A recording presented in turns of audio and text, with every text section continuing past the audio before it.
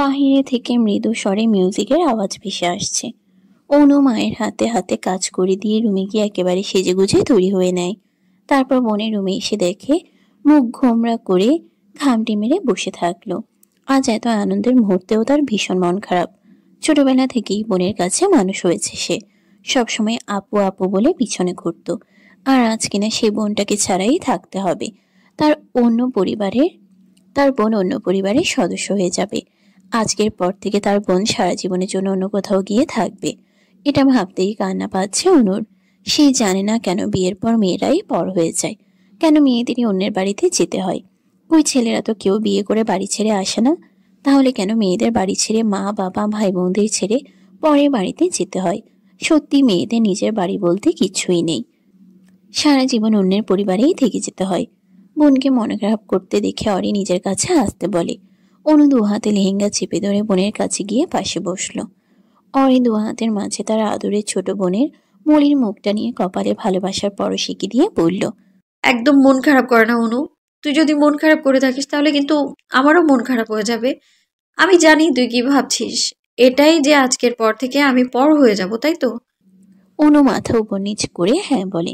সেটা শুনে মুচকি হেসে বলল, আমি একটু পর হব না অনু। জাস্ট আমার ছোট্ট একটা সংসার হবে। আর এটা প্রতি মেয়েরই স্বপ্ন।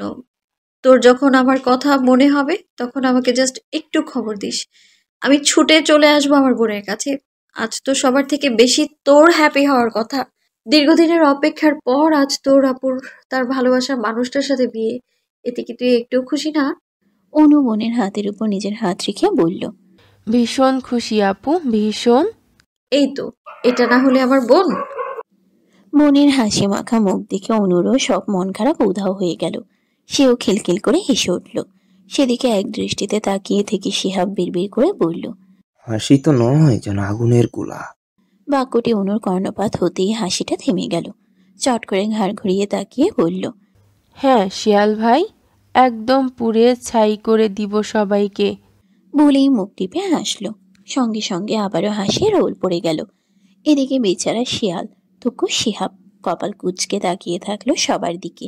এই অনুর সাথে যখন থেকে পরিচয় হয়েছে তার কিছুদিন পর থেকেই তাকে শিয়াল ভাই বলে সম্বোধন করে। সে কিছুতেই বুঝতে পারে না তাকে কেন এমন আজব নামে ডাকে।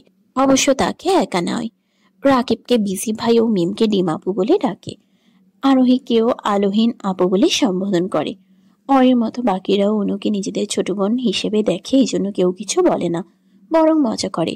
কিন্তু তার খুব রাগ হয়। কেন হয় সেটাও জানে না। যেমন এখন হচ্ছে, সে কিছু বলার জন্য মুখ খুলতে যাবে, ঠিক তখনই বাইরে থেকে একজন দৌড়ে এসে বলে বরযাত্রীরা চলে উঠেছে। এটা শুনে সবাই অরিকে একা ফেলে নিচে দৌড়ে। এমনকি অনুও, তার গেট ধরার প্লেন রয়েছে যে। সবাইকে ছুটতে দেখে হতবাক হয়ে গেল অরি। পুরো রুম 1 মিনিটের মধ্যেই ফাঁকা হয়ে গেল। নিচ থেকে শোরগোল শোনা যাচ্ছে। দু হাতে পরনের শাড়ি খামচে ধরে চুপচাপ বসে থাকলো। মনের মাঝে নানান রকম প্রশ্ন ঘুরপাক খাচ্ছে। সেই সঙ্গে অন্যরকম একটা অনুভূতিও হচ্ছে। পরিবারের সবাইকে ছেড়ে যেতেও খারাপ লাগছে, আবার ভালোবাসার মানুষটিকে পাওয়ার জন্য ভালোও লাগছে। এক কথায় ভালো খারাপ সবকিছু মিলিয়ে অদ্ভুত লাগছে অরির। হঠাৎ করে একজনের কথা মনে পড়তেই সব ভালো লাগা এক নিমিষেই শেষ হয়ে গেল। হুট করেই মনটা কু ডাকতে শুরু করলো। আচ্ছা, আজ আদৌ কি সবকিছু সুস্থভাবে সম্পূর্ণ হবে, নাকি এই শান্তির পরিবেশে কোনো তুফান বয়ে যাবে? বর এসেছে, বর এসেছে। চারিদিকে হট্টগোল শুরু হয়ে গেছে। সবাই গেটের কাছে গিয়ে বর দেখতে ব্যস্ত। অরের বন্ধু মহল অনু গেট ধরা থেকে হাত ধোয়া পর্যন্ত টাকা আদায় করে নিয়েছে। পরিবারের সবাই বরযাত্রীদের অতিথি আপ্যায়ন করতে এদিক ওদিক ছুটছে। অরি চুপচাপ নিজের রুমে বসেছিল। তার আশেপাশে কেউ নেই, সবাই নিচে রয়েছে। হঠাৎ করে বারান্দা থেকে কিছু পড়ার শব্দ ভেসে এলো। অরি চট করে তাকিয়ে দেখলো সাদা পর্দা নড়ছে। ভাবলো হয়তো বাতাসে উড়ছে, তাই বেশি মাথা ঘামালো না। কিন্তু যখন নজর ফিরিয়ে নিতে যাবে ঠিক তখনই পর্দার এক প্রান্তে কারো ছায়া দেখে চোখ দুটো আটকে গেল। মন বলছে কেউ একজন রয়েছে ওখানে। অরি শুকনো ঢোক গিলে ধীরে ধীরে বিছানা থেকে নেমে গেল। টেবিলের উপর থেকে ফুলদানি তুলে নিয়ে সেটা পিছনে লুকিয়ে এগুলো বারান্দার দিকে। এক টানে পর্দা সরিয়ে দেখতে পেল কেউ একজন দাঁড়িয়ে আছে। অজানা পুরুষটির পিছনের অবয়ব স্পষ্ট দেখা যাচ্ছে। রেলিংয়ে হাত রেখে সামনের দিকে ঘুরে জ্যোৎস্না পড়া আকাশের দিকে তাকিয়ে আছে।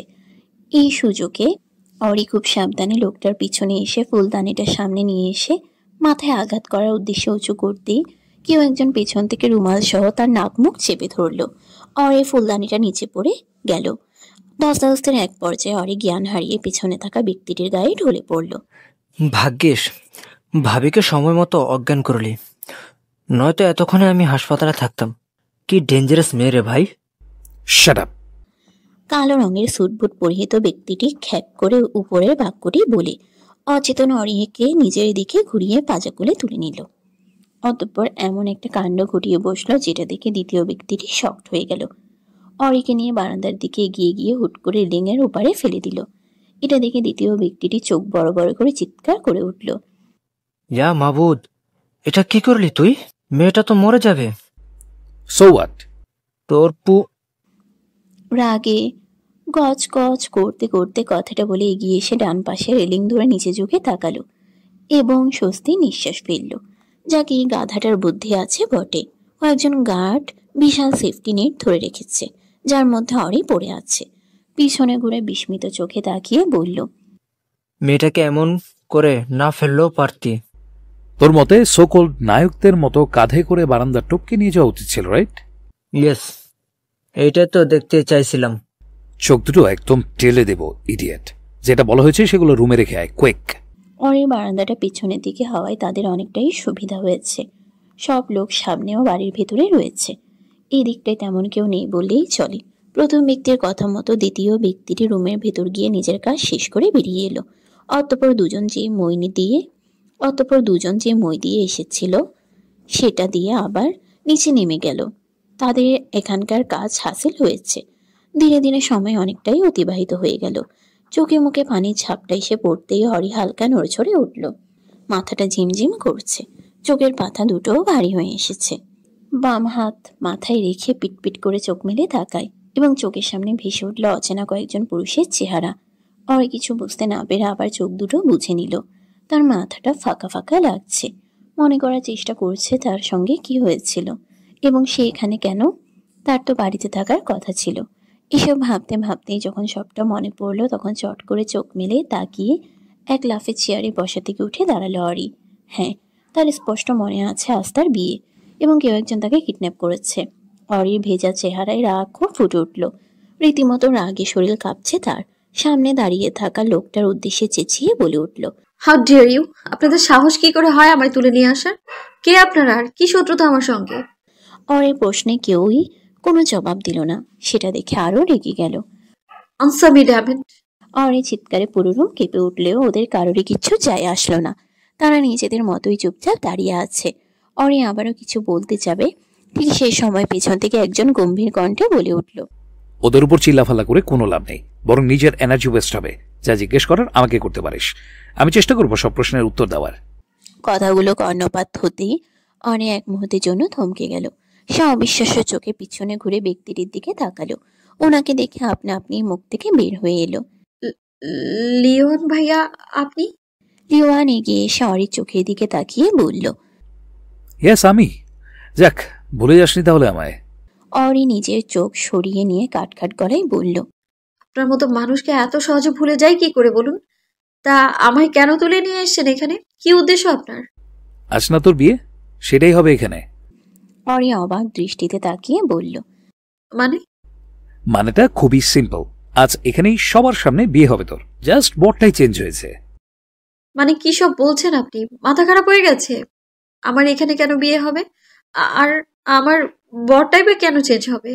লিওয়ান আরাম করে চেয়ারে বসে পায়ের উপর পা তুলে বলল, আমি চাই তাই। আপনার চাওয়া মাই ফুট। বাড়ি যাব আমি। যাবি তো, কিন্তু বিয়ে বাসর হওয়ার পর। একবার চারদিকে তাকিয়ে দেখ টেডি বিয়ার। কথাগুলো শুনে অরির শরীর জ্বলে উঠল। চোয়াল শক্ত করে হাত দুটো মুঠোবন্দি করে চারপাশে একবার চোখ বুলিয়ে নিল এবং অবাকের উপর অবাক হয়ে গেল। সে তো খেয়ালই করেনি এতক্ষণ কোথায় রয়েছে। এটা তো কাজী অফিস, আর কালো পোশাক পরিহিত গার্ডগুলো গোল হয়ে তাদের ঘিরে রেখেছে, যেন একটা মাছিও ভেতরে প্রবেশ করতে না পারে। কিন্তু কাজী সাহেব নেই। এসব দেখে অরির মাথা ঘুরে উঠল। তার মানে এতক্ষণ উনি যা বলছিলেন সেসব সত্যিই ঘটবে তার সাথে? না না না, এটা হতে পারে না। সে তো তার এসআই সাহেবকে ভালোবাসে, তাহলে সে অন্য কাউকে বিয়ে করবে কেন? অসম্ভব। সে কখনোই অন্য কাউকে বিয়ে করবে না। এতে তার প্রাণ গেলেও সেটা দিতে দ্বিধা করবে না সে। মনে সাহস জুগিয়ে লিওয়ানের দিকে তাকিয়ে বলল, আমি আমার এসআই সাহেবকে ছাড়া অন্য কাউকে বিয়ে করব না। আমাকে এইখান থেকে যেতে দেয়া হোক। তুই বিয়ে করবি না, তোর বাপ বিয়ে করবে। তাহলে সেটাই করা হোক। লিওয়ান কটমট দৃষ্টিতে তাকিয়ে কিছু বলতে যাবে, ঠিক তখনই তার বন্ধু ওরফে ডান হাত ঢুকে বলল, এই নে, শালার বেটাকে ধরে নিয়ে এসেছি। অরি দরজার দিকে তাকিয়ে দেখল সাদা পাঞ্জাবি পরিহিত একজন বয়স্ক লোককে ধরে আছে। সেটা দেখে পিলে চমকে উঠল অরির। তাহলে কি এই লোকটাই তার বদলে হওয়া বর? অসম্ভব। আসুন আসুন কাজী সাহেব, আপনার জন্য এতক্ষণ অপেক্ষা ছিলাম। রেকি, ওনাকে জায়গা মতো বসা। রিক্কি কাজী সাহেবকে টেনে নিয়ে গিয়ে ওনার জায়গায় বসিয়ে দিয়ে বলল, এই নে, শুরু কর বিয়ে পড়ানো। আমাদের আর তর সইছে না। Hurry up. লিওয়ান উঠে এসে আচমকা অরির হাতের বাহু চেপে ধরে বলল। কাম বেবি কাম। অবাকের চরম পর্যায়ে পৌঁছে গেল অরি। এতক্ষণে পুরো ঘটনা বুঝতে সক্ষম হলো। সে এক ঝটকায় হাত সরিয়ে নিয়ে দাঁতে দাঁত চেপে বলল, আপনার মতো কাপুরুষকে বিয়ে করা থেকে ভালো নিজের জীবনটাই দিয়ে দেয়া। এই অরি আপনাকে কোনো জন্মেই বিয়ে করবে না। করতে হবে না, শুধু এই জন্মেই বিয়ে করো। মরে গেলেও না। বলে অরি উল্টো ঘুরে দৌড় দিল, কিন্তু যেতে পারল না। সব বডিগার্ড তাকে ঘিরে রেখেছে। অরি চিৎকার করে বলছে, আমায় যেতে দিন। কিন্তু কেউই তার আর্তনাদ কানে তুলল না। আমার পারমিশন ছাড়া আর কোথাও যেতে পারবি না। আজ থেকে এই জীবন, শরীর, আত্মাটা তোর, কিন্তু সেগুলো কন্ট্রোল করে রাখার দায়িত্ব শুধু এই লিওয়ান চৌধুরীর। অরি অস্বাভাবিক রকমের রেগে গেল। এরা বিয়েটাকে পেয়েছেটা কি? বললেই আর হয়ে গেল নাকি? জেনে শুনে এমন নিকৃষ্ট পুরুষকে কে বা বিয়ে করবে? আর সেই জায়গায় সে অন্য একজনকে ভালোবাসে, আজ তার সঙ্গে বিয়ে হওয়ার কথা। কিন্তু না, এসব উটকো ঝামেলা এসে ঘাড়ে পড়েছে। লিওয়ান এগিয়ে এসে আবার অরির বাহু শক্ত করে চেপে ধরে টেনে নিয়ে আসতে লাগলো। এদিকে অরি আর না পেরে লিওয়ানের হাতে কিল ঘুষি মারতে মারতে বলল, ইউ বাস্টার্ড, হাট ছাড় বলছি আমি। তোর মতো কাপুরুষকে বিয়ে করার থেকে তো মরা ভালো। যে নিজের বাবা কাজিনকে খুন করতে পারে, তার মতো একজন খুনির সাথে সংসার আমার লাশটাও করবে না। প্রথমে আমাদের পুরো পরিবারটা শেষ করেছিস তুই, আর এখন আবারও শেষ করার জন্য উঠে পড়ে লেগেছিস। কিন্তু সেটা তো হতে দেব না। পাপা ঠিকই বলে, 1000বার পেটালেও কুকুরের লেজ কখনো সোজা হয় না। তুইও ঠিক তেমনই জানোয়ার। হঠাৎ করেই লিওয়ানের পা থেমে গেল। এতক্ষণ স্বাভাবিক থাকলে অরির কথাটা শুনে মুহূর্তের মধ্যে ভয়ঙ্কর রূপ ধারণ করলো। কিন্তু অরিও থেমে যাওয়ার পাত্রী নয়। মুখে যা আসে সব গালিগালাজ করছে। হঠাৎ একটা বিকট আওয়াজে পুরো রুম নিস্তব্ধ হয়ে গেল। ফ্লোরে গালে হাত দিয়ে বসে আছে অরি। চোখ দিয়ে দুফোঁটা অশ্রুজল গড়িয়ে পড়ল।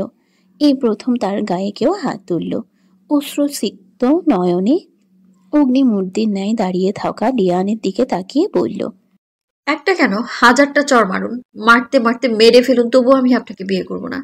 লিওয়ান তাকে নিচ থেকে এক ঝটকায় তুলে নিয়ে কাজীর সামনে এসে দাঁতে দাঁত চেপে বলল, আগরে তাকিয়ে আছিস কেন? ও কি বলছে শুনতে পাসনি? বিয়ে পড়ানো শুরু কর, ড্যামেট। কাজী সাহেব ভয়ে ঢোক গিলে মিনমিন করে বলল, না মানে বলছি কি, মেয়েটা তো রাজি নয়, আর এইভাবে তো জোর করে বিয়ে হয় না। তুই বিয়ে পড়াবি নাকি তোর মৃত্যুর সুরাপাঠ করব? লিওয়ানের বাজখাই গলার হুঙ্কার শুনে কেঁপে উঠল কাজী সাহেব। নিজের প্রাণ বাঁচাতে তড়িঘড়ি করে বিয়ে পড়ানো শুরু করলো। এদিকে অরি হাত মোচড়াচ্ছে আর বলছে সে এই বিয়ে কিছুতেই করবে না। কাজী সাহেব কাপা গলায় বলল, মেহরানা কত? লিওয়ান সোজাসাপটা বলে উঠল, মৃত্যু। এই লিওয়ান চৌধুরী থেকে মুক্তি পাওয়ার মানেই মৃত্যু। কখনো যদি আমাদের বিচ্ছেদ হয়, তাহলে আমি নিজ হাতেই তাকে মৃত্যু উপহার দেব। অরি নির্বাক হয়ে গেল। এদিকে কাজী সাহেবেরও একই অবস্থা। জীবনে এমন অদ্ভুত কথা সে আগে শোনেনি। এখন কিছু বলতেও পারছে না, তাই বাধ্য হয়ে ওগুলোই লিখতে হলো। অতঃপর অরির দিকে তাকিয়ে মিনমিন করে বলল, কবুল বলো মা। অরি উনার দিকে তাকিয়ে চেঁচিয়ে বলল, মরে গেলেও না। লিওয়ান দাঁতে দাঁত চেপে বলল, কবুল বলবি কিনা? বললাম তো মরে গেলেও বলবো না। যা ইচ্ছে করুন। ব্যাস, লিওয়ানের মাথায় ধপ করে আগুন জ্বলে উঠল। রাগের মাথায় হিতাহিত জ্ঞান হারিয়ে অরি দুগালে ইচ্ছে মতো চড় মারতে শুরু করলো এবং বলল, কবুল বল। এদিকে অরি সব ব্যথা দাঁতে দাঁত চেপে সহ্য করে মুখ বন্ধ করে আছে। প্রায় 10টার মতো থাপ্পড় মেরে শান্ত হলো লিওয়ান। অরি নিচে পড়ে আছে। তার ফর্সা দুগালে রক্ত জমাট বেঁধে গেছে। দুই পাশে ঠোঁট কেটে গিয়ে রক্ত বের হচ্ছে, তবুও টু শব্দ পর্যন্ত করল না। লিওয়ান অরির অবস্থা দেখে চোখ বন্ধ করে দু হাতে মাথার চুল খামচে ধরে জোরে জোরে নিঃশ্বাস নিতে লাগলো। হঠাৎ করে কিছু একটা মাথায় আসতেই চট করে চোখ মেলে তাকালো। মুহূর্তের মধ্যেই চোখ দুটো জলজল করে উঠল। দ্রুত পকেট থেকে ফোন বের করে অরির সামনে হাঁটু গেড়ে বসে একটা ভিডিও বের করলো এবং শান্ত গলায় বলল। Look teddy bear. অরি না চাওয়া সত্ত্বেও আদো আদো চোখে ফোনের স্ক্রিনের দিকে তাকালো। কয়েক সেকেন্ডের একটি ভিডিও, কিন্তু সেটা দেখে অরি ভয়ে চিৎকার দিয়ে উঠে ফোনটা কেড়ে নিল এবং বলল, না না, এটা হতে পারে না, বাড়িতে সবাই আছে, এমনটা করতে পারেন না আপনি। লিওয়ানের ঠোঁটের কোণে বিশ্বজয়ের হাসি ফুটে উঠল। অরির হাত থেকে ফোনটা নিয়ে বলল, অবশ্যই হবে জান, তুই যদি আজ এই বিয়েটা না করিস তাহলে আর কয়েক মিনিট পরেই বুম, পুরো চৌধুরী ম্যানশন ধুলোয় মিশে যাবে। উপস, সরি, ছাই হয়ে যাবে। এখন ডিসাইড কর তুই কি করবি, নিজের খুশি আগে না ফ্যামিলি আগে? অরির মনে হলো তার পায়ের নিচ থেকে মাটি সরে গেছে। ভিডিওতে স্পষ্ট দেখা যাচ্ছিল কেউ একজন টাইম বোমা তাদের বাড়ির ড্রয়িং রুমে সোফার নিচে লুকিয়ে রাখছে। এখন নিজেকে সবচেয়ে অসহায় মনে হচ্ছে। কি করবে না করবে বুঝতে পারছে না। একদিকে তার ভালোবাসা, আরেকদিকে পুরো পরিবার। যে ব্যক্তি নিজের বাপ কাজিনকে মেরে ফেলতে দ্বিধা করে না, সে আরো অনেক কিছুই করতে পারে। না না না, সে আর ওই ভয়ঙ্কর নিষ্ঠুর অতীতের ঘটনা রিপিট হতে দিতে চাইছে না, কিছুতেই দিতে চাইছে না। অরি আর এসব নিতে না পেরে হাউমাউ করে কেঁদে উঠল। এটা দেখে লিওয়ান বলল, এখন কেঁদে কুটে সময় নষ্ট করার মতো পরিস্থিতি নয়, জলদি বল কি জবাব তোর? ভাইয়া প্লিজ, আমাদের এত বড় সর্বনাশ করবেন না, আপনার দুটো পা ধরছি আমি। লিওয়ান আবারও অবলীলাই বলল। হ্যাঁ অথবা না। অরিকে চুপ থাকতে দেখে দাঁতে দাঁত চেপে বলল, trust me miss Ariana Chowdhury, তোর পরিবারের অস্তিত্ব মুছে দেব, সাথে তোর এই থার্ড ক্লাস পিএফ কেও। তবুও অরির কোনো সারা শব্দ নাই।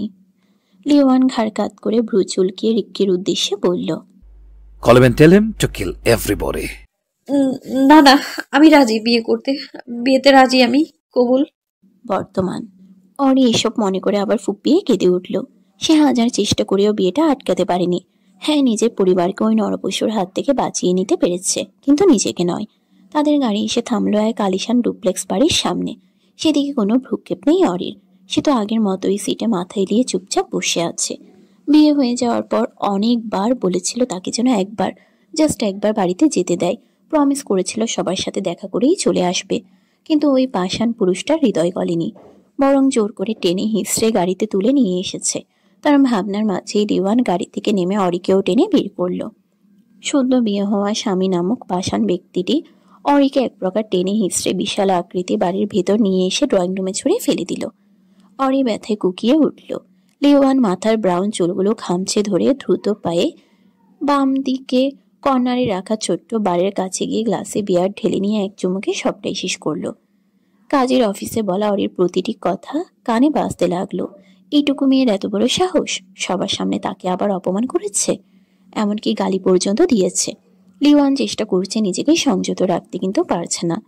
হাতে থাকা কাচের গ্লাসটা সে এতটাই জোরে চেপে ধরে রেখেছে যে মুহূর্তের মধ্যে সেটা ভেঙে গেল এবং ডান হাতের তালু থেকে গল গল করে রক্ত পড়তে শুরু করলো। সেদিকে তীক্ষ্ণ দৃষ্টিতে তাকিয়ে পিছনে ফিরে ভাঙা কাচের গ্লাসের বাকি অংশটুকু অরির পাশে ছুঁড়ে মারল। হঠাৎ করে লিওয়ানের এমন ভয়ঙ্কর রূপ দেখে থতমত খেয়ে গেল অরি। ভয়ে কপালের ঘাম মুছে শুকনো ঢোক গিলে হাঁটু চেপে ধরে জড়সড় হয়ে বসে থাকলো। তাকে ভয় পেতে দেখে লিওয়ান হেসে ফেলল। অরি অবাক নয়নে তাকিয়ে থাকলো। লিওয়ান ধীর পায়ে সদ্য বিয়ে করা বউয়ের কাছে এগিয়ে এসে তার সামনে হাঁটু গেড়ে বসল। আজ লিওয়ানের ওই গাঢ় বাদামি বর্ণের চোখ দুটো অরির কাছে ভীষণ ভয়ঙ্কর লাগছে। সে ভয়ে অজান্তেই পিছিয়ে গেল। সেটা দেখে চট করে দু পা চেপে ধরে কাছে টেনে নিয়ে এলো। অতঃপর রক্তাক্ত ডান হাত উঁচু করে অরির বাম গালে পরম যত্ন সহকারে নিজের রক্ত মেখে দিয়ে হাসকি স্বরে বলল, welcome my teddy bear, welcome to my dark life. Drawing room থেকে অরিকে টেনে হিঁচড়ে নিজের রুমে নিয়ে এলো লিওয়ান। অরি এক হাতে শাড়ির এলোমেলো হয়ে যাওয়া কুচি চেপে ধরে হাঁপাচ্ছে। লিওয়ান তাকে নিজের সামনে দাঁড় করিয়ে উন্মাদের মতো শাড়ির আঁচল খুলতে খুলতে বিড়বিড় করে বলল, বিয়ে করবি? ভালোবাসার মানুষকে বিয়ে করবি? তোকে বিয়ে করাচ্ছে আমি। লিওয়ানের কাণ্ড দেখে অরি বাকরুদ্ধ হয়ে গেল। এদিকে লিওয়ান তার সমস্ত গহনা, শাড়ি, চুড়ি, ওড়না সবকিছু খুলে ফ্লোরে ছুঁড়ে ফেলে দিল। আস্তে আস্তে অরির শরীর পুরো অনাবৃত হয়ে উঠল। তাকে আবার টেনে ওয়াশরুমে নিয়ে গিয়ে ঝর্ণার পানির নিচে দাঁড় করিয়ে দিয়ে বলল, ওই বাসটার তোকে কোথায় কোথায় ছুঁয়েছে বল? অরি এতটাই শকড হয়েছে যে মুখ দিয়ে টু শব্দ পর্যন্ত উচ্চারণ করলো না। তাকে চুপ করে থাকতে দেখে লিওয়ান মাথা ঝাঁকিয়ে বলে উঠল, ওকে ওকে, কোনো সমস্যা নেই, তোকে বলতে হবে না, আমি আছি তো।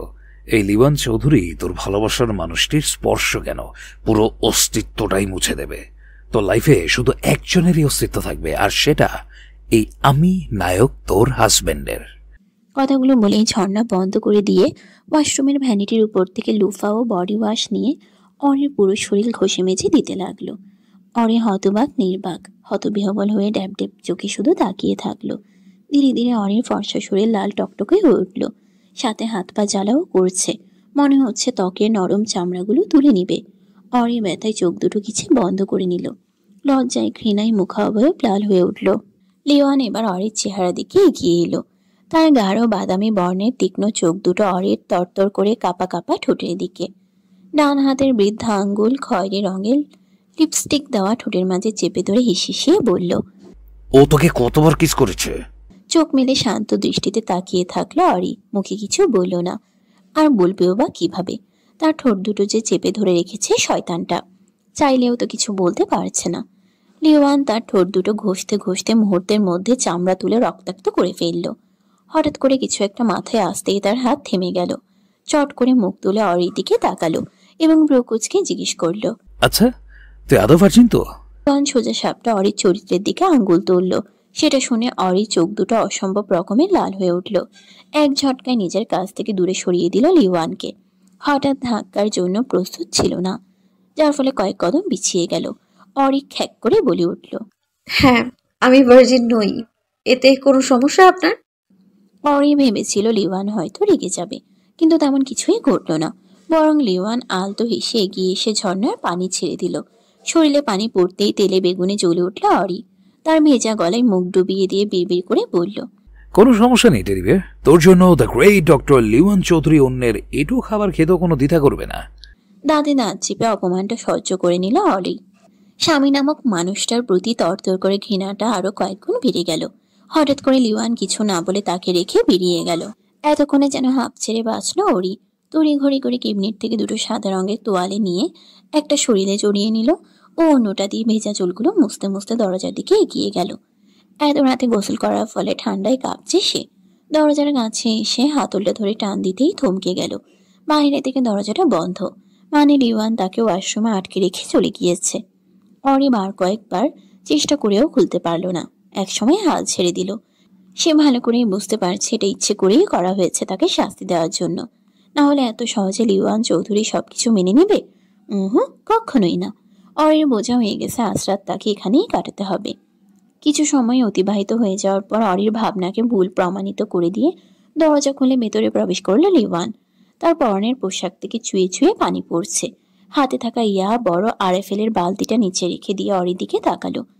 দরজা খোলা দেখে এখান থেকে বের হবার জন্য একটা আশা খুঁজে পেল। অরি পাশ কাটিয়ে চলে যেতে নিলে তার বাহু চেপে ধরে টেনে কাছে নিয়ে এসে বলল, এত তারা কিসের সুইটহার্ট? সবে তো খেলা শুরু।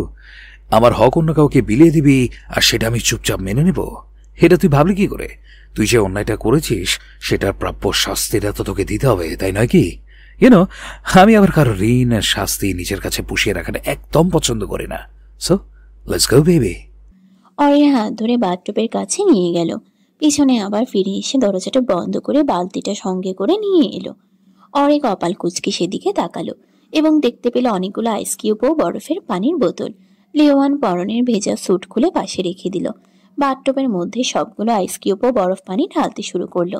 কিছুক্ষণ পর বাথটাবটি পানিতে ভরে উঠল এবং উপরে ছোট ছোট আইস কিউবগুলো ভেসে ভেসে উঠছে।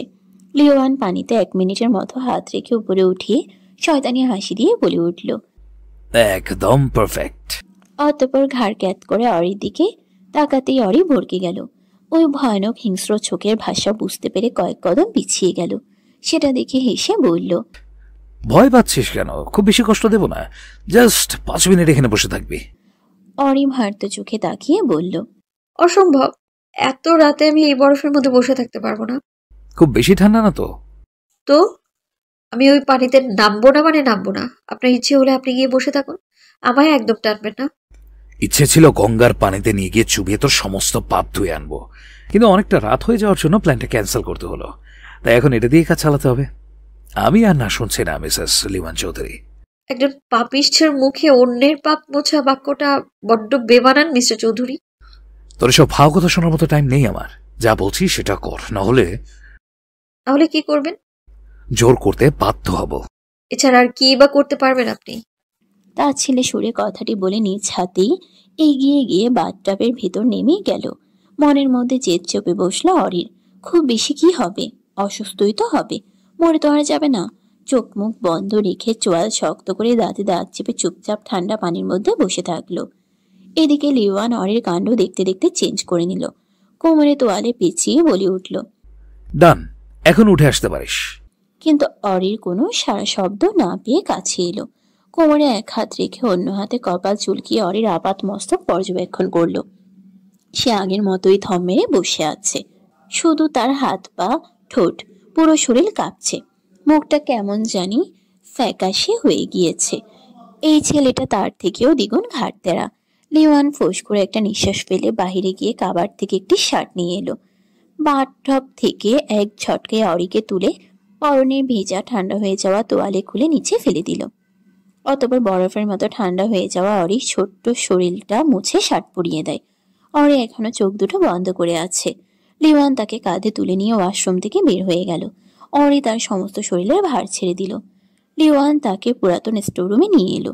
ঘরটার চারপাশে ময়লা, মাকড়সার জাল, ধুলোবালি, ভাঙাচোরা কাঠের তৈরি ফার্নিচার এলোমেলো হয়ে আছে।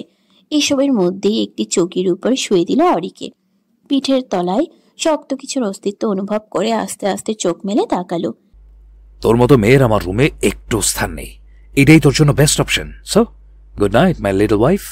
বলেই বড় বড় পা ফেলে রুম থেকে বেরিয়ে গেল। আর চাদর বালিশবিহীন কাঠের চৌকির মাঝখানে অরি জড়সড় হয়ে শুয়ে থেকে থরথর করে কাঁপতে লাগলো। পুরো শরীর তার জমে গিয়েছে, সাথে হাড্ডিগুলোও। একটু গরম উষ্ণতার জন্য ছটফট করতে করতে এক পর্যায়ে জ্ঞান হারিয়ে ফেলল। পুরো বিয়ে বাড়ি স্তব্ধ হয়ে রয়েছে। মিডিয়ায় ছড়িয়ে গেছে চৌধুরী পরিবারের বড় মেয়ে বিয়ের আসর থেকে পালিয়ে গেছে প্রেমিকের সঙ্গে। বাড়ি ভর্তি লোকজন, আত্মীয় স্বজনরা হাই হাই করতে করতে চলে গিয়েছে। সবার সামনে অপমানিত হয়ে মেয়ের রেখে যাওয়া চিঠিটা হাতে নিয়ে ফ্লোরে বসে আছেন মিস্টার আরহাম চৌধুরী। তার থেকে একটু দূরে সোফায় জ্ঞান হারিয়ে পড়ে আছেন মিসেস মারিয়ানা চৌধুরী। তার পাশে অনু বসে ফুপিয়ে ফুপিয়ে কাঁদছে। অরির বন্ধু মহলের সবাই মাথা নিচু করে চুপচাপ দাঁড়িয়ে আছে। তাদেরও ধারণার বাইরে ছিল অরি এমন কিছু করতে পারে। বিশ্বাসই হচ্ছে না অরি এভাবে ভরা বিয়ে বাড়ি থেকে পালিয়ে যাবে, যেখানে তার ভালোবাসার মানুষটির সঙ্গেই বিয়ে হওয়ার কথা ছিল। কিন্তু হুট করে আবার নতুন কেউ তার জীবনে কবে এলো, সেটা ভেবেই তাদের মাথা যেন হ্যাং হয়ে যাচ্ছে। এদিকে বিয়ের শেরওয়ানি পরিহিত বর বেশি সজ্জিত মিস্টার সোহরাব মির্জা হাঁটু ভেঙে ড্রয়িং রুমের মাঝখানে বসে আছে। তার মা বাবাও সোফায় মাথায় হাত দিয়ে বসে আছেন। চৌধুরী পরিবারের সঙ্গে মির্জা পরিবারের অনেক বছরের সম্পর্ক। বলতে গেলে মিস্টার আরহাম চৌধুরী আর মিস্টার সাদিক মির্জা স্কুল লাইফের বন্ধু।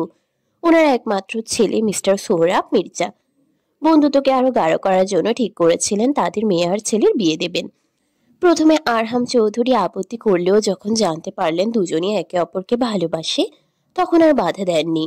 বরং দুই পরিবার মিলে পাকাপোক্তভাবে বিয়ের দিনক্ষণ ঠিক করেন। কিন্তু আজ কি থেকে কি হয়ে গেল কেউ বুঝতে পারছে না। সবচেয়ে আদরের মেয়ে যে এইভাবে সবার সামনে মুখে চুনকালি মেখে পালিয়ে যাবে, সেটা কোনোদিন কল্পনাও করেননি মিস্টার আরহাম। মন বলছে তার মেয়ে এমন কাজ করতে পারে না, কিন্তু হাতে ধরা অরির লেখা চিঠি বলছে সে অলরেডি তা করে ফেলেছে। রাত প্রায় 12টার কাছাকাছি। কারো চোখে ঘুম নেই। একটু আগে মিসেস মারিয়ানা চৌধুরীর জ্ঞান ফিরেছে।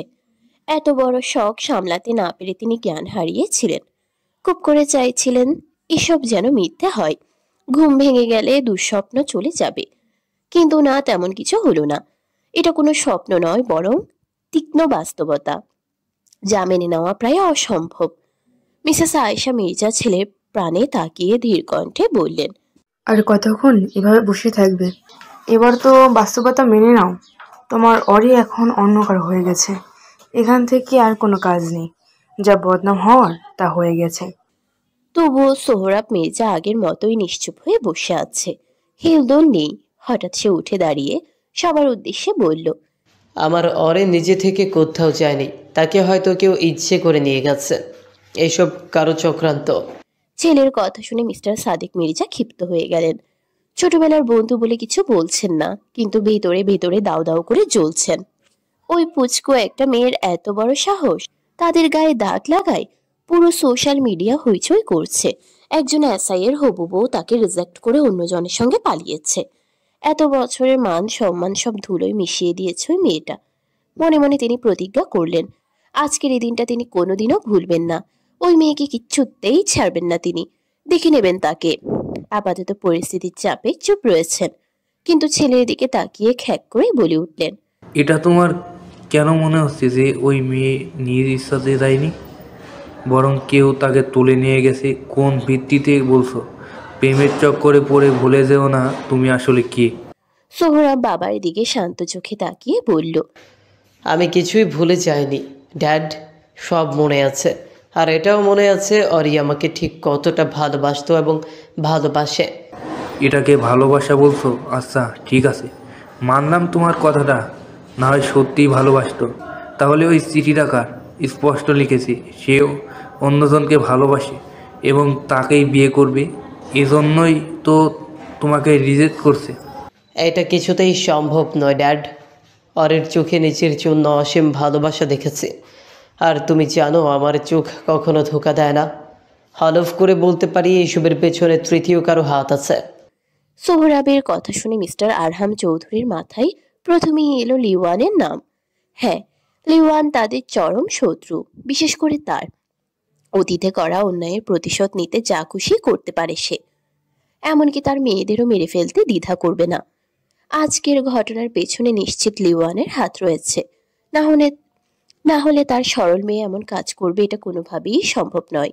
তিনি চটজলদি উঠে কিছু বলতে যাবেন, এমন সময় বুকের ভেতর তীব্র যন্ত্রণা অনুভব করলেন। বাঁ হাত বুকে চেপে ধরে বড় বড় চোখ করে নিচে লুটিয়ে পড়লেন। হঠাৎ এই দৃশ্য দেখে সবাই ছুটে গেলেন তার দিকে। স্বামীর এমন অবস্থা দেখে হাউমাউ করে কেঁদে উঠলেন মিসেস মারিয়ানা চৌধুরী। অনু চিৎকার দিয়ে বাবার দিকে দৌড়ে গেল। সোহরাব, রাকিব, শিহাবার, সাদেক ধরাধরি করে তাকে হাসপাতালে নিয়ে যাওয়ার জন্য বাইরে বের হলেন।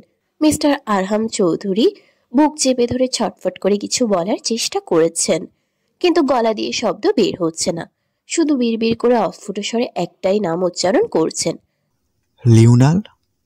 গভীর রাতে এক অজানা তীব্র যন্ত্রণায় জ্ঞান ফিরে এলো অরির।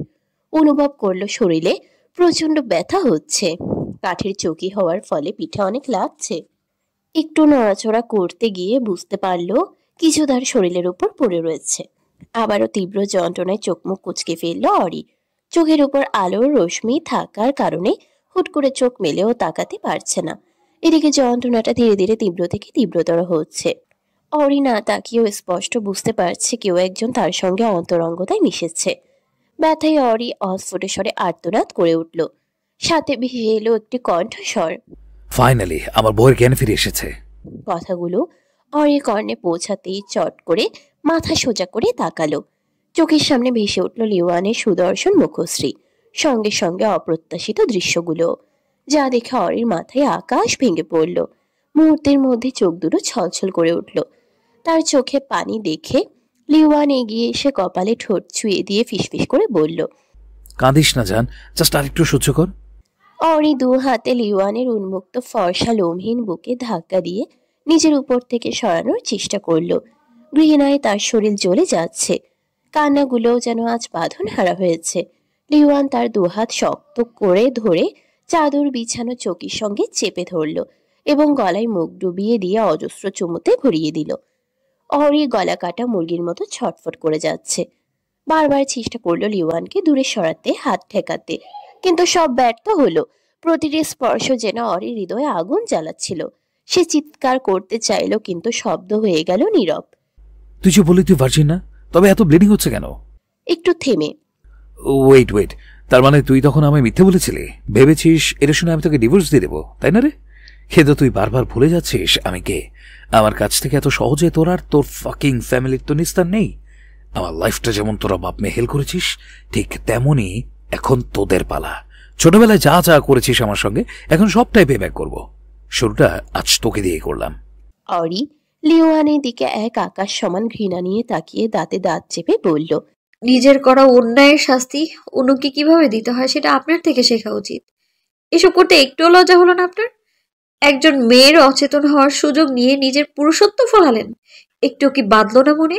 লিওয়ান অরির অশ্রুসিক্ত চোখে চোখ রেখে গম্ভীর কণ্ঠে বলল, এসব করার একটু ইন্টেনশন ছিল না, তোকে বাঁচানোর জন্যই এক প্রকার বাধ্য হয়ে করতে হয়েছে। ট্রাস্ট মি, তোর প্রতি আমার কোনো ইন্টারেস্ট নেই, বাট তোকে এত সহজে মরতে দিতেও চাই না। আর তুই যেটাকে সুযোগ নেওয়ার কথা বলছিস সেটা আমার হক। ভুলে যাস না তুই আমার 3 কবুল বলা বিয়ে করা বউ। সো ডোন্ট ডিস্টার্ব মি, নাহলে আমি ভুলে যেতে বাধ্য হব আজ তোর ফার্স্ট নাইট। অরি কথাগুলো বলে তাচ্ছিলের সুরে বলল, শরীর স্পর্শ করলেও কিন্তু কখনো মনটা স্পর্শ করতে পারবেন না। আজ থেকে না হয় দেহটা আপনার, কিন্তু মন সেটা অলরেডি অন্য একজনের দখলে ছিল, আছে এবং ভবিষ্যতেও থাকবে। আপনি হাজার চেষ্টা করলেও সেটা হাসিল করতে পারবেন না। এই আরিয়ানা চৌধুরীর হৃদয় শুধু তার এসআই সাহেবের নামেই লেখা। আপনি চাইলেও সেটা মুছে ফেলতে পারবেন না মিস্টার লিওনান চৌধুরী। অরির বলা প্রতিটা কথাই লিওয়ানের বুকে গিয়ে বিঁধল। না চাইতেও অসম্ভব রেগে গেল। অরির 2 হাত খামছে ধরে চিৎকার করে বলে উঠল, SI SI SI my foot! তোকে কতবার নিষেধ করেছি ওই বাচ্চাটার নাম নিবি না আমার সামনে, বাট আমার কথা তো তোর কানেই ঢোকেনি, তাই না? ওকে ফাইন, তোর এতই যখন শাস্তি পেতে ভালো লাগে তাহলে এখনো না হয় আরেকটা শাস্তি ভোগ কর। ভেবেছিলাম আর জেন্টলম্যান হয়ে থাকবো, কিন্তু আমি তো ভুলে গিয়েছিলাম যে কুকুরের পেটে কি হজম হয় না। ঠিক তুইও আমার ভালো ব্যবহার ডিজার্ভ করিস না। সো লেটস সি আমি ঠিক কতটা জঘন্য। লিওয়ানের চোখে তখন এক গভীর কালো দীপ্তি অজান্তেই অরির বুকের ভেতর ঝড় তোলে। সে জানে এর মুখে হাসি দেখা যাচ্ছে, কিন্তু হাসিটা অস্বাভাবিক ভয়ানক, হিংস্র, এমন যা কেবল শয়তানেরই পরিচয় বহন করে। ধীরে ধীরে লিওয়ানের ঘাড়, কপাল, 2 হাতে শিরা ফুটে উঠল। আঙ্গুলের নখ যেন ধাতব পাথরের জন্য প্রস্তুত। অরির শরীর ভয়ে কাঁপছে, হৃদয় ছিঁড়ে বেরোবার মতো ব্যথা করছে। প্রতিটি স্পর্শে যেন আগুনের ছোঁয়া লাগছে। শ্বাসকষ্টে তার চোখে অন্ধকার ভেসে আসছে। অরি চেষ্টা করছে লিওয়ানকে ঠেকাতে, দূরে সরাতে, কিন্তু তার শক্তি যেন কোথাও হারিয়ে গেছে। কেমন স্পর্শগুলো ভয়ানক রূপ ধারণ করেছে। প্রতিটি স্পর্শ, প্রতিটি কামড়, প্রতিটি আঘাত সব মিলিয়ে অরির শরীরকে অস্থির করে তুলল। হঠাৎ তার শরীর অদ্ভুতভাবে জ্বলে উঠল। হৃদয় যেন দ্রুত থেমে যেতে চাইছে। লিওয়ানের প্রহার এত তীব্র, এত হিংস্র হয়ে উঠল যে অরি সব সহ্য করতে করতে একসময় চেঁচামেচি করে চিৎকার করে উঠল। কিন্তু তার আর্তনাদ, প্রতিটি চিৎকার, কোনোটাই ওই পাষাণ পুরুষটির কানে অবধি পৌঁছালো না। তার অদম্য অধিকার আর অধীর, অপ্রতিরোধযোগ্য শারীরিক যন্ত্রণা সব মিলিয়ে অরিকে একেবারে ভেঙে চুরমার করে দিল। এক সময় অরি চোখের পাতা ভারী হয়ে আসে, সঙ্গে ধীরে ধীরে অন্ধকারও নেমে এলো। সমস্ত স্পর্শ, সমস্ত যন্ত্রণা সব একসাথে তার শরীরে আঘাত হানল। সে চরমভাবে ব্যথায় কেঁপে উঠল এবং শেষমেশ অচেতন হয়ে পড়ল। পুরো 24 ঘন্টা পর অরির জ্ঞান ফিরে এলো। পিটপিট করে চোখ মেলে তাকিয়ে দেখলো সে স্টোর রুমেই রয়েছে। গায়ের উপর থেকে পাতলা চাদর সরিয়ে আস্তে আস্তে উঠে বসলো। শরীরের ব্যথায় চেহারা কুঁচকে গেল। সে জানে না কত সময় ধরে জ্ঞান হারিয়েছিল। পরনে লিওয়ানের শার্ট, সেখান থেকে ভেসে আসে করা পুরুষালী পারফিউমের ঘ্রাণ। রাতের সেই বিভৎস জঘন্য দৃশ্যগুলো মনে হতেই ঘৃণায় চোখ ফিরিয়ে নিল। তার শরীরের প্রতিটি ভাঁজে ভাঁজে ওই মানুষরূপী জানোয়ারের ছোঁয়া লেগে আছে, যা মোটেও সহ্য হচ্ছে না অরির। কোনো মতে উঠে দাঁড়িয়ে বুঝতে পারলো তার শরীরটা ভীষণ দুর্বল। অজান্তেই পেটের উপর হাত চলে গেল। সে বিয়ের দিনে বিকেল বেলায় হালকা পাতলা খাবার খেয়েছিল সে। তারপর থেকে পেটে একটা দানা পানিও যায়নি। খাবারের কথা মনে হতেই পেট থেকে গুড়গুড় আওয়াজ বের হলো। চারিপাশে চোখ বুলিয়ে কোথাও সে ওয়াশরুম দেখতে পেল না। যেদিকেই চোখ যায় শুধু অন্ধকার ও পুরাতন ভাঙাচোরা ফার্নিচার। অনি ঠিক বুঝতে পারল না এখন কয়টা বাজে। ক্লান্ত শরীর দিয়ে ধীরে ধীরে পা ফেলে দরজা খুলে বাইরে গেল। সামনের দিকে হেঁটে যেতে একটি রুম চোখে পড়ল। অরি আর কোনো দিকে তাকালো না, সোজাসুজি রুমের মধ্যে ঢুকে গেল। লিওয়ান তাকে তার রুমে যেতে নিষেধ করেছিল, কিন্তু অন্য রুমে যাওয়ার কোনো বাধা ছিল না। তাই সে সুযোগ নিয়ে অন্য রুমের ওয়াশরুমে গিয়ে দীর্ঘ একটা শাওয়ার নিল। এখন শরীরটা একটু হলেও ভালো লাগছে, কিন্তু এবার সে পরবে কি? এই বাড়িতে কি আদৌ কোনো মেয়েলি পোশাক আছে? সন্দেহ জাগছে। তবুও অরি কাবাট খুলে দেখল। কিছু পরার মতো পোশাক পাই কিনা। তবুও অরি কাবাড খুলে দেখলো কিছু পরার মতো পোশাক আছে কিনা, কিন্তু কোনো পোশাকই চোখে পড়ল না। পরনে শুধু সাদা রঙের একটি তোয়ালে জড়ানো। দেয়াল ঘড়ির দিকে তাকিয়ে দেখলো 3:20। জানালার কাছে গিয়ে থাই গ্লাস সরিয়ে বাইরে একটু উকি দিয়ে বুঝতে পারলো এখন রাত। এটা দেখে অরি এক মুহূর্তের জন্য থমকে গেল। ভাবতে লাগলো ঠিক এমন সময়ই তো সে অত্যাচার সহ্য করতে না পেরে জ্ঞান হারিয়েছিল। অর্থাৎ সে পুরো 24 ঘন্টা অচেতন অবস্থায় ছিল। আল্লাহ! বলে কয়েক কদম পিছিয়ে গেল। মনে মনে লিওয়ানকে জঘন্য ভাষায় গালি দিল। লিওয়ান বাড়িতে আছে কিনা সেটা জানার প্রয়োজন মনে হয়নি অরির। তোয়ালে পরেই সে সিঁড়ি বেয়ে নিচে নেমে এলো। ড্রয়িং রুমে ড্রিম লাইট জ্বলছে, তবুও সবকিছু স্পষ্ট দেখা যাচ্ছে। হাত ভেজা চুলগুলো হাতে খোপা করে সে রান্নাঘরের দিকে এগোলো। প্রচন্ড খিদে পেয়েছে তার। ফ্রিজ খুলে দেখলো রান্না করা কোনো খাবার নেই, সব কাঁচা। আর রান্না করতেও সে বিশেষ পারদর্শী নয়। এতদিন কখনো রান্নাঘরে যেতে হয়নি। মাঝে মাঝে ইচ্ছে হলে চা বা কফি বানাতো, এছাড়া আর তেমন কিছু জানা নেই তার। নিজের উপর খুব রাগ হলো অরির। কেন যে রান্নাটা শিখলো না? সবসময় বইয়ের মধ্যে ডুবে থাকার বদলে একটু রান্না বান্না শিখলেও এখন কাজে আসতো। কিন্তু এতে তারই বা দোষ কোথায়? কেউ তো কখনো তাকে এসব করা নিয়ে কিছু বলেনি।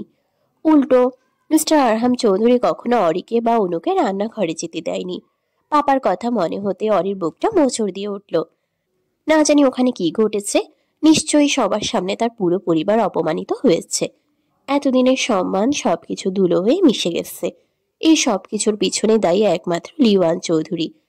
পরিবার, তার জীবন, সবকিছু তছনছ করে দিয়েছে সে। অরি মনে মনে প্রতিজ্ঞা করে সে কিছুতেই ছাড়বে না ওই নিকৃষ্ট পুরুষকে। সময় এলে লিওয়ান দেখবে আইয়ানা চৌধুরী ঠিক কতটা হার্টলেস। হঠাৎ মেইন গেট খোলার টিকটিক শব্দে অরির মাথার ভিতরে সব ভারপোনা ছুটে গেল। চমকে উঠে পিছনে ঘুরে দেখলো লিওয়ান চৌধুরী ড্রয়িং রুমের দিকে প্রবেশ করছে। পার্সোনাল কিছু কাজের জন্য এতক্ষণ বাইরে ছিল লিওয়ান। সন্ধ্যার দিকে যখন রিক্কির ফোন কল পেল, তখনই সে গার্ডদের সঙ্গে বেরিয়ে যায়। সব কাজ শেষ করে মাত্র ফিরল লিও ম্যানশনে। ক্লান্ত শরীর নিয়ে ড্রয়িং রুমে প্রবেশ করতেই তার পা জোড়া থেমে গেল। চট করে মাথা ঘুরিয়ে বাম দিকে তাকালো এবং মুহূর্তের মধ্যে সমস্ত ক্লান্তি যেন বাতাসের সঙ্গে উধাও হয়ে গেল। হঠাৎ করে নিজের দিকে এভাবে তাকাতে দেখে অরি ভরকে গেল, কিন্তু বুঝতে দিল না। বরং তার দৃষ্টি লিওয়ানের রক্তমাখা শার্টের দিকে আটকে গেল। লাল রং দেখা মাত্রই নিজের পরিবারের কথা মাথায় এলো। সঙ্গে সঙ্গে সে রান্নাঘর থেকে বড় বড় পা ফেলে লিওয়ানের সামনে এগিয়ে গেল এবং কাঁপা কাঁপা গলায় জিজ্ঞেস করলো, রক্ত? আপনার আপনার শরীরে রক্ত কেন? কাকে মেরেছেন আপনি? একের পর এক প্রশ্ন ছুড়ে দিল অরি। মনে হচ্ছে এই মানুষটা নিশ্চয়ই তার পাপাকে মেরেছে, কিন্তু লিওয়ান এসবের প্রতি একদম খেয়াল রাখছে না। সে তো এক দৃষ্টিতে তাকিয়ে থেকে দেখছে তার সামনে দাঁড়িয়ে থাকা সদ্য ফোটা গোলাপকে, যেন পুরো বিশ্বের সবচেয়ে মূল্যবান কিছু এখন তার সামনে দাঁড়িয়ে আছে। কি হলো? কথা কেন বলছেন না? কাকে মেরেছেন আপনি? বলুন। লিওয়ানের তীক্ষ্ণ দৃষ্টি অরির ফর্সা পায়ের দিকে আটকে গেল, যা হাঁটু পর্যন্ত উন্মুক্ত। ওইভাবে তাকিয়ে থেকে সে বিড়বিড় করে বলল, একটা বাস্টার্ডকে। অরি শুকনো ঢোক গিলে বলল, কে উনি? আর কেন মেরেছেন? লিওয়ান এবার অরির ভয়ার্ত চোখের দিকে তাকালো, মনে মনে হাসলো। সাপের লেজে পা দিলে তো ছবল খেতেই হবে। বাই দ্য ওয়ে, এত ভয় করিস না। তোর পাপাকে এত সহজে আমি মারছি না, ওনাকে একটু একটু করে কষ্ট দিয়ে মারবো। So relax sweetheart. অরি কিছুটা হলেও মনে মনে স্বস্তি নিঃশ্বাস ফেলল, কিন্তু লিওয়ানের শেষের কথাগুলো পছন্দ হলো না। একই সঙ্গে তার ভিতর কেঁপে উঠছে ওই অজানা লোকটার জন্য। কে জানে ওই লোকটা আবার এই অমানুষের কোন পাকা ধানে মই দিয়েছে। অরি আর কোনো কিছু না বলে ঘুরে দাঁড়ালো। লিওয়ানের চেহারা দেখতেও তার মনে ঘৃণা জাগছে, একদম অশ্রদ্ধা মিশ্রিত। সামনের দিকে পা বাড়াতেই পেছন থেকে গম গমে গলার আওয়াজ শুনতে পেল। বলে পড়ছিস কেন? বা এনি চান্স তুই কি আমাকে সিরিয়াস করার চেষ্টা করছিস? অরির পা জোড়া থেমে যায়। নিজের কথা মনে হতেই লজ্জায় গাল গরম হয়ে গেল। সে তো ভুলেই গিয়েছে কি পড়ে আছে। তখন হঠাৎ করে লিওয়ানের গায়ে রক্ত দেখে ভয় পেয়ে গেছিল সে। বারবার মনে হচ্ছিল এই বুঝি লোকটা তার পরিবারকে শেষ করে দিয়েছে, তাই সবকিছু ভুলে এইভাবে সামনে চলে এসেছে। তাকে চুপ করে দাঁড়িয়ে থাকতে দেখে লিওয়ান এগিয়ে এসে খোপা করে রাখা হাত ভেজা চুলগুলো একটানে খুলে ফেললো। সঙ্গে সঙ্গে ঘন কালো চুলগুলো কোমর পর্যন্ত পিঠের উপর লুটিয়ে পড়ল। অরি চলে যেতে চাইলে টের পেল সে অলরেডি লিওয়ানের বাহুডোরে আবদ্ধ হয়ে গেছে। লিওয়ান অরিকে পেছন থেকে শক্ত করে জড়িয়ে ধরে চুলে মুখ ডুবিয়ে লম্বা টানে সব ঘ্রাণ নিজের মধ্যে নিল এবং ফিসফিসিয়ে বলল, এসব করার দরকার নেই টেডি বিয়ার, আমি অনেক আগে থেকেই তোর প্রতি। বলতে গিয়েও থেমে গেল লিওয়ান। অরি দম বন্ধ হয়ে আসতেছে। সে ছটফট করতে করতে বলল, ছাড়ুন আমায়, কোথায় নিয়ে যাচ্ছেন? তাকে নিজের দিকে ঘুরিয়ে নিয়ে দু হাত পিছনে শক্ত করে চেপে ধরে বলল। যদি না ছাড়ি? ব্যথায় অরি চোখ বেয়ে নোনা অশ্রুজল গড়িয়ে পড়ল। সেটা দেখে লিওয়ান হাত দুটো ছেড়ে দিল, কিন্তু অরিকে ছাড়ল না। পেটের ভেতর থেকে আবার গুড়গুড় আওয়াজ ভেসে এলো। লিওয়ান সেদিকে ভ্রুকুচকে তাকিয়ে বলল, খিদে পেয়েছে? অরি চুপ। আমারও পেয়েছে। বলে লিওয়ান ঝুঁকে এক হাতে দুই হাঁটু জড়িয়ে ধরে তাকে উঁচু করে কোলে তুলে নিল এবং সিঁড়ির দিকে এগোতে লাগলো। অরি যতটা পারছে কিল ঘুষি মারছে, এমনকি কানেও কামড় দিয়েছে, তবুও সে তাকে ছাড়ল না। অরি দু হাতে মারতে মারতে চেঁচিয়ে বলল, কোথায় নিয়ে যাচ্ছেন? ছাড়ুন আমায়, আমি পাপার কাছে যাব, ছাড়ুন আমায়। আচমকা অরি পড়ে যেতে নিলে তড়ি ঘড়ি করে লিওয়ানের গলা দু হাতে জড়িয়ে ধরল। সেটা দেখে ঠোঁট কামড়ে হেসে সিঁড়ি বেয়ে উপরে উঠে গেল এবং নিজের রুমের দিকে এগোতে এগোতে গম্ভীর কণ্ঠে বলল, I'll leave, but before that, I'll be intimate with you, and even more deeply than last night. Dhaka শহরের কামরাঙ্গীরচর গ্রামে এক ব্রিজের নিচে আবারও এক ব্যক্তির লাশ পাওয়া গিয়েছে। এবারও এই কেসটা মিস্টার সোহরাব মির্জার হাতে এসেছে। তিনি চারিদিকে ঘুরে ঘুরে সবকিছু তীক্ষ্ণ দৃষ্টিতে পর্যবেক্ষণ করছেন। আশেপাশে গ্রামের লোকজন জড় হয়ে আছে। লাশের চারপাশ পুলিশ হলুদ tape, police line do not cross দিয়ে ঘিরে রেখেছে, যেন কেউ ভেতরে ঢুকতে না পারে। প্রতি সপ্তাহে একটা না একটা করে লাশ তারা উদ্ধার করছে, আর এমনটা চলছে প্রায় 2 বছর ধরে। পুরো ফোর্স লাগিয়েও খুনির কোনো হদিস পাওয়া যায়নি। এত নিখুঁতভাবে মার্ডার করে যে কোনো প্রমাণই খুঁজে পাওয়া যায় না। যারা অন্যায় কাজ করে বা অসৎ পথে জড়িত, খুনি তাদেরই ধরে ধরে নিজ হাতে শেষ করে। এই যে এখন যে ডেড বডিটা পাওয়া গেছে, এই ব্যক্তি শিশু ও নারী পাচারকারীদের সাথে যুক্ত ছিল। সব প্রমাণ ভিডিও একটি খামের মধ্যে ছিল, আর এটা রেখে গিয়েছে ওই অজানা খুনি। খুন করার পর সব লাশের পাশে তাদের কুকীর্তির প্রমাণ রেখে যায়। সঙ্গে লাশটির বুকে নিখুঁতভাবে ছুরি দিয়ে লেখা থাকে, পাপীদের একটাই শাস্তি, মৃত্যু। সোহরাব মির্জা আশেপাশে তেমন কিছু পেলেন না, শুধু একটি টেডি বিয়ার আর একটি খাম ছাড়া। খাম খুলে সব প্রমাণ দেখে তারা বুঝতে পারলেন লোকটা একজন পাচারকারী। সব এভিডেন্স থানায় পাঠানো হলো, আর মৃত্যু ব্যক্তির ক্ষতবিক্ষত শরীর ফরেন্সিক ল্যাবে পাঠানো হলো। তিনি দু হাতে নেড়েচেড়ে দেখছেন কালো কুচকুচা অদ্ভুত ভয়ঙ্কর রূপের ছোট্ট টেডি বিয়ারটাকে। অস্বাভাবিকভাবে এর চোখ দুটি লালচে আলোয় জ্বলজ্বল করছে, যেন ভেতর থেকে কেউ তাকিয়ে আছে। মাঝে মাঝে এর ভেতর থেকে ক্ষীণ গুঞ্জন ভেসে আসছে, যেন কারো চাপা হাসি। এমন কোনো জায়গা নেই যেখানে এই টেডি বিয়ারের খোঁজ করেননি, কিন্তু কোথাও এমন ভয়ঙ্কর রূপে টেডি বিয়ারের সন্ধান পাওয়া যায়নি।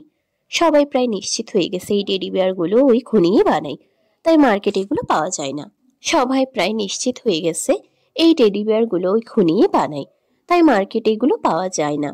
ছোট্ট পুতুলটার মাঝখানে একটা হার্ট সিস্টেম করা, আর তার ভেতরে তাজা লাল রক্ত দিয়ে লেখা ডেভিল। নামটা জলজল করছে। নামটা জ্বলতে জ্বলতে হঠাৎ যেন ধক ধক করে ধুকপুক শব্দ করছে, একটা জীবন্ত হৃৎপিণ্ডের মতো। এটা দেখে সোহরাব মির্জার কপালে রক ফুলে উঠল, রাগে শরীর কাঁপতে লাগলো। পুতুলটাকে ফরেন্সিক ল্যাবে পরীক্ষা করেও কোনো ফিঙ্গারপ্রিন্ট পাওয়া যায়নি। এই ডেভিল নামক অজানা ব্যক্তি তার রাতের ঘুম হারাম করে দিয়েছে। না পার্সোনাল লাইফে শান্তি আছে, না প্রফেশনাল লাইফে। সব দিক থেকে অশান্তি ঘিরে ধরেছে তাকে।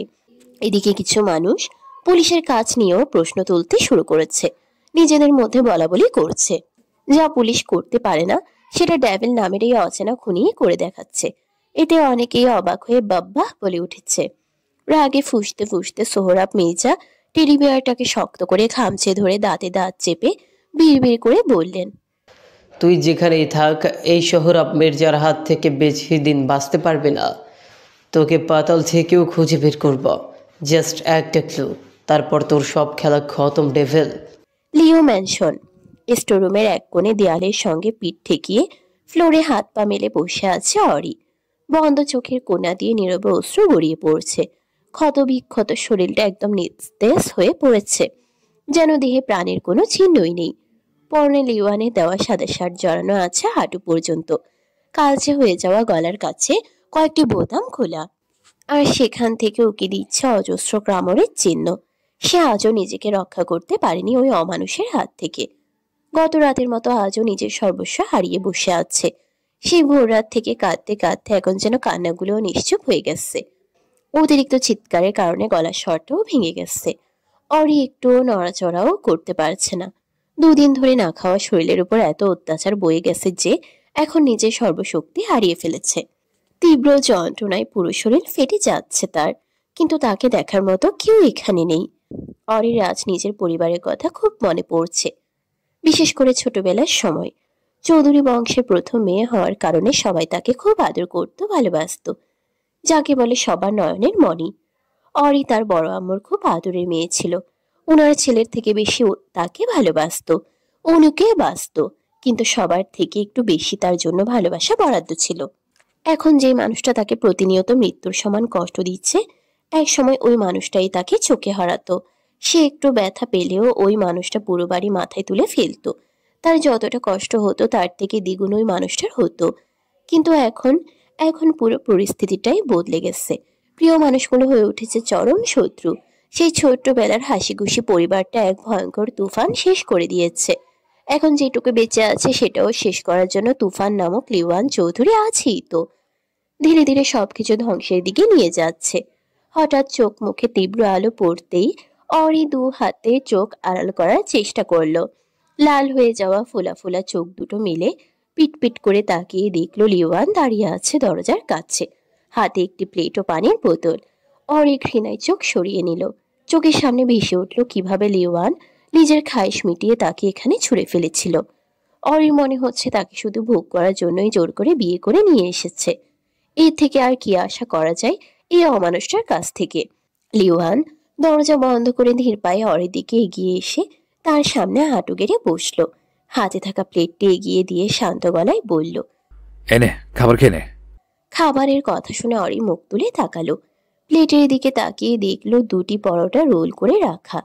অরির এতটাই খিদে পেয়েছে যে সে কিছু না ভেবে কাপা কাপা হাতে একটি রোল করে রাখা পরোটা তুলে মুখে দিল। একটা বাইটেই সে চমকে লিওয়ানের দিকে তাকালো, যা ঠোঁটের কোণে এখন শয়তানি হাসি ফুটেছে। অরি চোখ দিয়ে দুফোঁটা অশ্রুজল গড়িয়ে পড়ল। হঠাৎ তার পুরো চেহারা লাল টকটকে হয়ে উঠল। তিত্তির করে ঠোঁটগুলো কাঁপছে ঝালের কারণে। লিওয়ানের উপর থেকে দৃষ্টি সরিয়ে সে হাতে থাকা খাবারের দিকে তাকালো। কাপা কাপা হাতে পরোটা মিলতেই দেখতে পেল পুরো পরোটার ভিতর চিলি সস মাখানো রয়েছে। এটা দেখে অরি তাচ্ছিল্যের হাসি দিল। লিওয়ান খুব ভালো করে জানে সে ঝাল খেতে পারে না, তবুও ইচ্ছে করে ঝালে ভরা খাবারটা দিয়েছে তাকে। অরি ইচ্ছে করলো ফেলে দিতে, কিন্তু পারল না। বহু খিদে পেয়েছে তার। ঝালে ভরা পরোটাটাই আবার আগের মতো রোল করে দু হাতে চেপে ধরে খেতে শুরু করলো এবং চোখ দিয়ে অঝরে অশ্রু গড়িয়ে পড়তে লাগলো। সে কখনো অতিরিক্ত ঝাল দেওয়া খাবার খায়নি। তার মাম্মা সবসময় তার জন্য আলাদা করে কম ঝাল দিয়ে রান্না করতেন, কিন্তু আজ তার ভাগ্য তাকে এমন জায়গায় নিয়ে এসেছে যেখানে কষ্ট আর আঘাত ছাড়া কিচ্ছুই পাবে না। দেখতে দেখতে অরি ঝালের সস দিয়ে ভরা দুটো পরোটাই খেয়ে নিল। লিওয়ান একটুও বাধা দেয়নি, বরং সে এতক্ষণ মজা নিচ্ছিল অরিকে দেখে। এদিকে অরির বুক ফেটে যাচ্ছে, ঝালির জন্য তার শরীর কাঁপছে, চোখ মুখ ভয়ানক লাল হয়ে উঠেছে। সে আর সইতে না পেরে দু হাতে মুখ চেপে ধরে ফুপিয়ে কেঁদে উঠল। খিদের জ্বালা যে কতটা ভয়ানক সেটা আজ টের পেল সে। অরির অবস্থা দেখে লিওয়ান তাচ্ছিল্য ভরে হেসে বলল, কষ্ট হচ্ছে? খুব কষ্ট হচ্ছে তাই না? আমিও একসময় এই কষ্টটাই ফিল করেছি তোদের জন্য। আমি যা যা শাস্তি বিনা দোষে পেয়েছি তার থেকেও দ্বিগুণ শাস্তি তোদের ফিরিয়ে দেব, আই প্রমিস। বলেই সে পানির বোতল অরির দিকে ছুঁড়ে দিল এবং তারপর চলে গেল। অরি তড়িঘড়ি করে বোতলটি নিয়ে এক নিঃশ্বাসে সবটুকু পানি খেয়ে নিল, তবুও ঝাল কমছে না। দু হাতে মাথা চেপে ধরে লিওয়ানের উদ্দেশ্যে চেঁচিয়ে বলে উঠল, ভাগ্য যদি কখনো আমায় খুন করার সুযোগ দেয় তাহলে সর্বপ্রথম তোকে খুন করবো আমি, জানোয়ার। সকাল 10:40 রিক্কি বিরক্তিকর মুখে দু হাত ভর্তি শপিং ব্যাগ নিয়ে লিও ম্যানশনে প্রবেশ করলো। তার পিছু পিছু 4জন গার্ড এলো। তাদের হাতেও এক গাদা করে ব্যাগ। রিক্কিকে দেখে মনে হচ্ছিল সে কোনো যুদ্ধের ময়দান থেকে যুদ্ধ করে মাত্র ঘরে ফিরেছে। অবশ্য যুদ্ধের চেয়েও কম কিছু নয় মেয়েদের শপিং করা, আর সেখানে যদি হয় বন্ধু ওরফে বসের বউয়ের জন্য শপিং করা, তাহলে তো কথাই নেই। সে ভেবেছিল আজ একটু দেরি করে ঘুম থেকে উঠবে, কিন্তু না, সেটা আর হলো কই। তার ঘুম বন্ধু নামক শত্রু সহ্য করতে পারল না, তাই তো সাত সকালে বড় লিস্ট পাঠিয়ে দিল শপিং করার জন্য। সে ছেলে মানুষ, এত কিছু একা তার পক্ষে কেনা অসম্ভব ছিল। তার মধ্যে প্রায় জিনিসের নামও কখনো শোনেনি।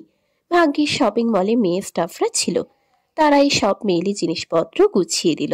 সবকিছু নেওয়ার পর যখন বিলের কাগজ দেখল, চোখ দুটো চড়ক গাছে উঠে গেল। প্রায় 5 লাখ টাকার মতো শপিং করা হয়েছে। এটা দেখে রিক্কি ঠিক করলো সে কখনো বিয়ে শাদী করবে না, চিরকুমারী থাকবে, না হলে বউয়ের আবদার পূরণ করতে করতে একসময় সে দেওলিয়া হয়ে যাবে। স্যার, এইগুলো কোথায় রাখবো? গার্ডদের মধ্যে একজন বলে উঠল। সেটা শুনে রিক্কি খ্যাক করে বলে উঠল, আমার মাথার উপর রাখ। রিক্কির আগে গজগজ করছে। সেটা দেখে গার্ডরা মাথা নিচু করে ড্রয়িং রুমে রাখা বড় বড় সোফার উপর ব্যাগগুলো রেখে বাইরে চলে গেল। তারা জানে আজ ছোট স্যারের মাথা বিগড়ে গেছে, সাথে তাদের সবাইকেও আধ পাগল বানিয়েছে। শপিং করার চক্করে পুরো ঢাকা শহর ঘুরিয়ে নিয়েছে। তারা চলে যেতেই রিক্কিও এসে সোফার উপর ব্যাগগুলো রেখে ধরাম করে সিঙ্গেল সোফায় বসে পড়ল এবং শরীরটা এলিয়ে দিল। আজ বড্ড ধকল গেছে তার উপর দিয়ে। যা যা বলেছি সবকিছু নিয়ে এসেছিস? লিওয়ান সিঁড়ি বেয়ে নিচে নামতে নামতে রিক্কির উদ্দেশ্যে বলল। সেটা শুনে রিক্কি সোজা হয়ে বসে বলল, হ্যাঁ ভাই, হ্যাঁ, প্রায় 4 ঘন্টা ধরে খুঁজে খুঁজে সবকিছু নিয়ে এসেছি। গুড, এটাই আশা করছিলাম তোর থেকে। রিক্কি মনে মনে বিড়বিড় করে বলল, গুড না ছাই, যেদিন আমার মতো অবস্থা হবে সেদিন বুঝবি কত টাকায় কত শপিং। লিওয়ান এসে এক এক করে সবকিছু দেখতে লাগলো ঠিক আছে কিনা। একটি ড্রেস দেখে কপাল কুঁচকে গেল। সেটা বের করে রিক্কির দিকে ছুঁড়ে বলল, এটা তোর ফিউচার ওয়াইফের জন্য, আমার বই লাগবে না। শর্ট নাইটি উড়ে এসে রিক্কির মাথার উপর পড়ল। সেটা 2 হাতে নামিয়ে নিয়ে দেখে বলল, এটা তো আমি কিনি নাই, তাহলে কই থেকে আসলো? যাই হোক, এটা আমারও প্রয়োজন নেই। But why? ভাবছি দেবদাস হয়ে থাকবো। নো প্রবলেম, রাতে বউর জায়গায় তুই ওইটা পরে ঘুমাস। রিক্কি আহাম্মক হয়ে গেল। সে কিছু বলতে যাবে, ঠিক তখনই একজন গার্ড দৌড়ে এসে বলল, স্যার, একজন মেয়ে এসে ভেতরে প্রবেশ করার জন্য হামলা করছে। আপনি যদি অনুমতি দেন তাহলে মেয়েটাকে প্রবেশ করতে দাও, আর এগুলো আমার রুমে রাখার ব্যবস্থা করো। বসের আদেশ শুনে গার্ড মাথা নেড়ে চলে গেল। এরপর কয়েকজন গার্ড এসে সমস্ত ব্যাগ বসের রুমে রেখে এলো। বাড়ির মেন গেটে দাঁড়িয়ে গার্ডদের সঙ্গে কথা কাটাকাটি করছিল একটি মেয়ে, পরনে নীল রঙের সুতির সালোয়ার কামিজ। তাকে কিছুতেই ভেতরে ঢুকতে দিচ্ছিল না। তখন একজন গার্ড এসে অন্য গার্ডদের উদ্দেশ্যে বলল মেয়েটিকে ভিতরে যেতে দিতে। মুহূর্তের মধ্যে মেয়েটির চোখ দুটো চকচক করে উঠল। বিশাল আলিশান প্রাসাদের মতো ডুপ্লেক্স বাড়ির মেইন গেট খুলে দিতেই সে এক দৌড়ে বাড়ির দিকে এগিয়ে যেতে লাগলো। এদিকে বাড়ির আশেপাশে বড় বড় বন্দুক হাতে দাঁড়ানো কালো পোশাকধারী গার্ডরা ভ্রুকুচকে তাকিয়ে থাকলো। চেনা নেই জানা নেই, হুট করে এসে একজন অচেনা মেয়েকে এখানে আসার জন্য অনুমতি দিয়ে দিলি। সে যদি আমাদের শত্রুপক্ষের কেউ হয় তখন? রিক্কির কথা শুনে লিওয়ান রিংকে চুমুক দিয়ে সোফায় বসে স্বাভাবিক গলায় বলল, বিশেষ শত্রু দ্বিতীয় জান পাখি স্বয়ং নিজের ইচ্ছেই সিংহের গুহায় এসেছে। আর কেউ কি জেনে বুঝে নিজের শিকারকে হাতছাড়া করে? একদম নয়। এই লিওয়ান চৌধুরী কখনো তার শিকারকে ছেড়ে দেয়নি, আর আজও দেবে না। জাস্ট ওয়েট এন্ড সি তার সাথে কি কি হয়। লিওয়ানের কথার আগা মাথা কিছুই বুঝতে পারল না রিক্কি, কিন্তু এইটুকু খুব ভালো করেই বুঝতে পারছিল কেউ আসছে যাকে লিওয়ান হিট করে। কিন্তু কে সে? মেয়েটি ঝড়ের বেগে দৌড়ে এসে লিও ম্যানশনে প্রবেশ করলো। দরজা খোলা থাকায় ভেতরে প্রবেশ করতে কোনো সমস্যাই হলো না। ড্রয়িং রুমে এসে দুজন ব্যক্তিকে দেখে থমকে গেল। হাঁপাতে থাকা পায়ের শব্দ পেয়ে রিক্কি ঘাড় ঘুরিয়ে পেছনে তাকালো। মেয়েটির দিকে কিছুক্ষণ তাকিয়ে থেকে বাম পাশে বসা লিওয়ানের দিকে তাকিয়ে বলল, যার জন্য ওয়েট করছিলি সে এসে গেছে। ড্রিঙ্কের গ্লাসে শেষ চুমুক দিয়ে ঠোঁট মুছে লিওয়ান মেয়েটির দিকে তাকালো এবং হেসে বলল, ওয়েলকাম মিস অনন্যা চৌধুরী। অনু কিছুটা এগিয়ে এসে কম্পিত কণ্ঠে বলল, আমার আপু কোথায়? কি করেছেন তার সাথে? রিক্কি সেটা শুনে প্রতি উত্তরে চোখ বড় বড় করে বলল, কাকু? কার কাকু? কিসের কাকু? আমরা তো কোনো বুড়া কাকুকে তুলে নিয়ে আসিনি। লিওয়ান ধমক দিয়ে বলল। ইডিয়েট, কাকু নয়, আপু আপু। রিক্কির মুখ চুপসে গেল। এইসব দেখে বিরক্ত হলো অনু। সে আবার এক প্রকার চিৎকার করে উঠল, জাস্ট শাট আপ। আপনাদের এসব ঢং বন্ধ করুন। আমার আপুকে কোথায় রেখেছেন সেটা বলুন। লিওয়ান ঠান্ডা গলায় বলল,